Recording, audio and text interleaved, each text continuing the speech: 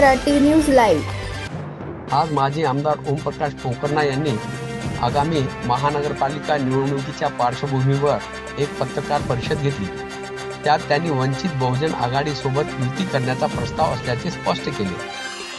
स्थानिक काँग्रेस पक्षातील अनेक बड्या नेत्यांनी अचानक केलेल्या पक्षांतरच्या भूमिकेवरून प्रश्न उपस्थित केला असता त्यांनी MIM हा एक जातीवादी पक्ष असल्याचा आरोप करीत हा पक्ष मुस्लिम मतदारांना संभ्रमित करीत असल्याचे माजी आमदार पोकर्णा यांनी सांगितले। खरे तर MIM हा देशातील खूप जुना राजकीय पक्ष आहे। त्या पक्षाचे ध्येय व धोरण अनेक मुस्लिमांनी नाकारले असले तरी काहींना ते स्वीकृत पण आहे। म्हणून त्या पक्षात कोणी जावे कोणी ना जावे हे नेते कार्यकर्ते यांची वैयक्तिक इच्छा असते। परंतु स्वतः पोकर्णा यांचा राजकीय प्रवास काँग्रेस, भाजपा, राष्ट्रवादी असा राहिला। मुस्लिमांच्या मतेस भाजपा सुद्धा एक जातीवादी पक्ष आहे हे त्यांना कोणी सांग।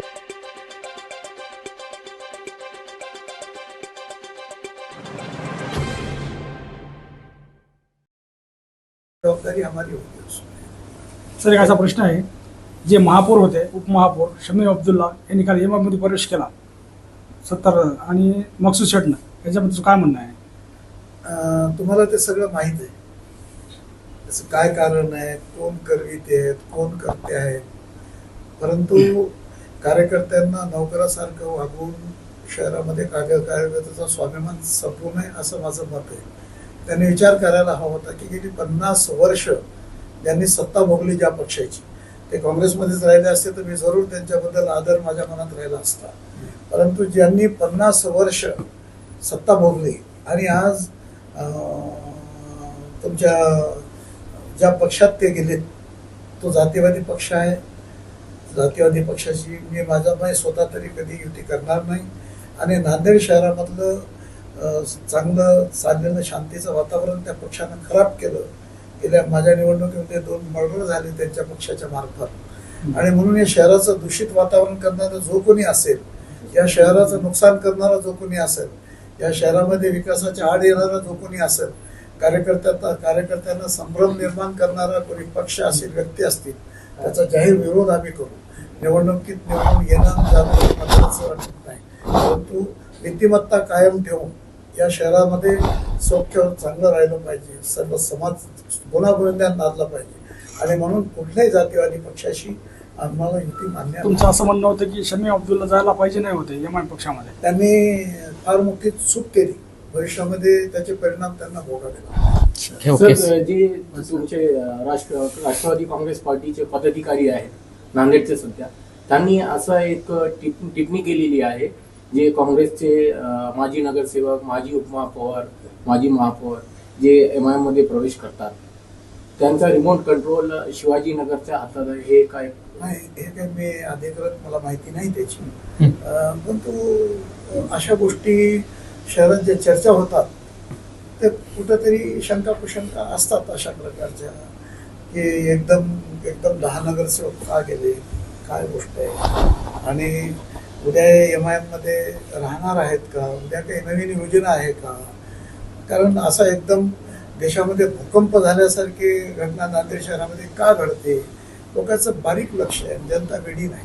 शेवट माझा एक क्वेश्चन आहे तुम्हाला, की जनतेला तुम्ही काय आवाहन करणार आहे, जनतेला जे दिशाभूल करण्याचे प्रयत्न होत आहेत? लक्षात असू द्या, राजकारणामध्ये चारित्र्याला सुद्धा फार मोठं महत्व आहे आणि ज्यांना चारित्र्य सांभाळता येत नाही, निवडणुकीत निवडून येण्याकरता आम्ही पक्ष बदलले, हे 2 जनतेच्या हिताकरता, की तिथं सत्ता किंवा राजाश्रय असल्याशिवाय आपण जनतेचे काम करू शकत नाही।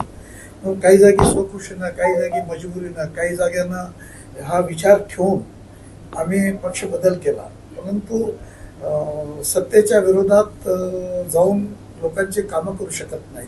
हा छोटासा एक विषय त्याच्यामध्ये आहे आणि म्हणून एखाद्या वेळेस टीका टिप्पणी होत असताना आम्ही विचार करतो, लोकांचं समाधान होण्यासारखं उत्तर आहे आमच्याकडे।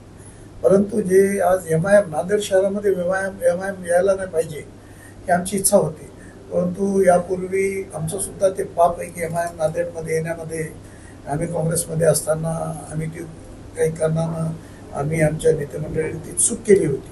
त्याच्यामुळे नांदेड शहराचं अतोनात नुकसान झालं, मुस्लिम समाजाचं नुकसान झालं आणि म्हणून MIM-ला नांदेड शहरामध्ये त्यांनी येऊ नये.